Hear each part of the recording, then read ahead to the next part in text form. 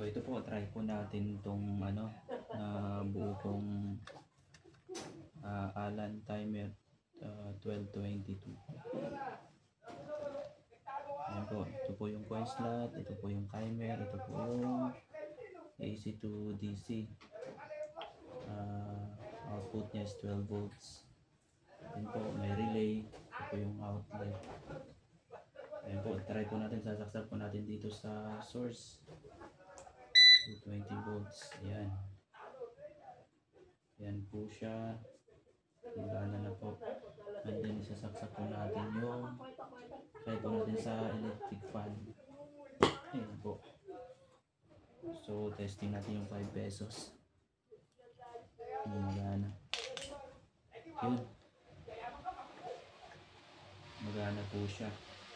So nakaset po siya ng 1 minute. Ayan po. Babawas na po siya. Ayan, tingnan po natin kung mag-i-start po siya mamaya.